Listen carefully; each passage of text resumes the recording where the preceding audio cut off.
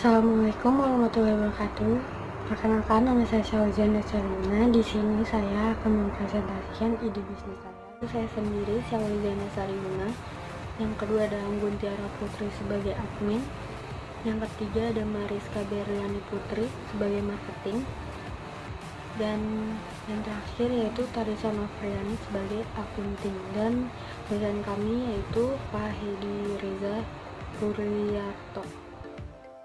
Pertumbuhan penduduk yang sangat cepat mengakibatkan industri di bidang properti semakin banyak. Yang kedua, perkembangan industri di bidang properti menuntut penyediaan akan material bahan bangunan yang berkualitas. Yang ketiga, perkembangan pembangunan harus diiringi dengan kualitas material bahan bangunan yang baik.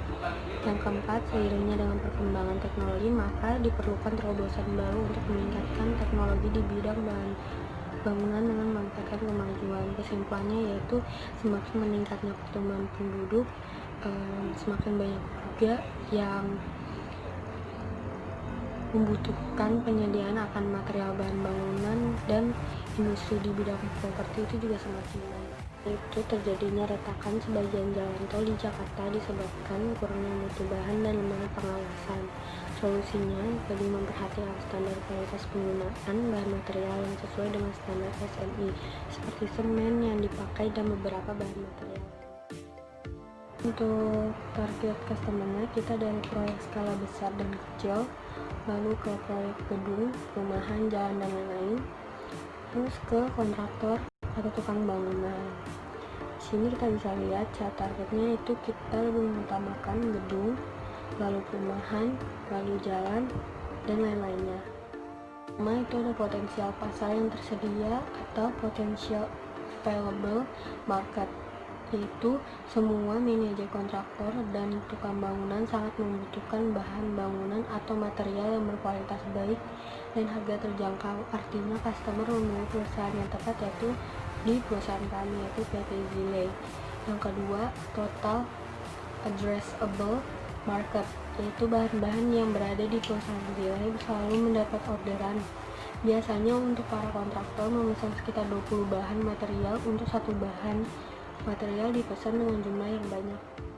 Itu ada serve available market, yaitu pada saat menunjukkan berbagai bahan material yang kami miliki dan terbaru, kami telah memutuskan untuk memusatkan pemasaran dan distribusi pada daerah Jakarta dan Kalimantan, maka daerah tersebut sudah menjadi pasar yang harus dilayani.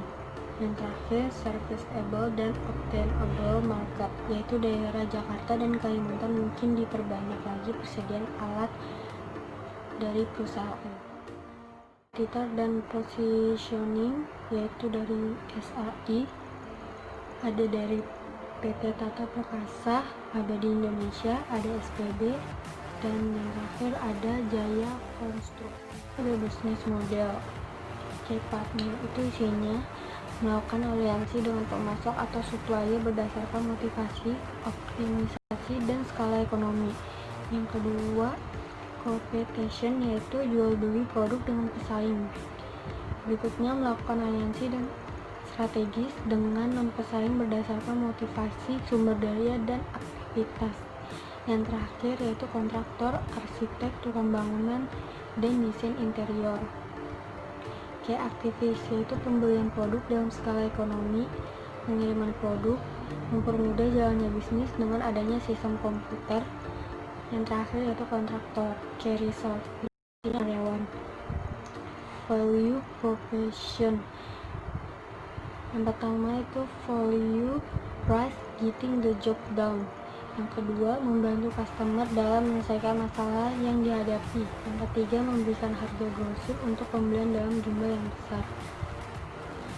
Berikutnya ada customer relationship, yaitu personal assistant. Channelnya yaitu penjualan yang dilakukan secara langsung di toko fisik. Terus, penelpon order reseller melalui telepon. Yang terakhir, menggunakan media sosial seperti web dan brosur sebagai media iklan atas produk baru. Customer segment itu adalah keperluan bisnisnya kontraktor dan reseller. Untuk keperluan individunya yaitu masyarakat umum. Yang berikutnya ada cost structure. ada fixed cost, yaitu artinya gaji dan biaya riset. Yang kedua ada variable cost, yaitu biaya atas pengadaan stok produk dan biaya distribusi. Yang ketiga mengarah pada cost driven dengan tetap memperhatikan value atas produk. Untuk revenue stream, yaitu aset sell atas stok produk dalam satu kali pembayaran dalam tiap transaksi. Berikutnya penerimaan bunga atas utang customer, lalu penerimaan tunai di depan atas produk yang dibeli dengan sistem delivery order. Saya akan menjelaskan untuk tahun pertama, yaitu kami melakukan promosi yang banyak walaupun perusahaan kami sudah dikenal dari mulut ke mulut.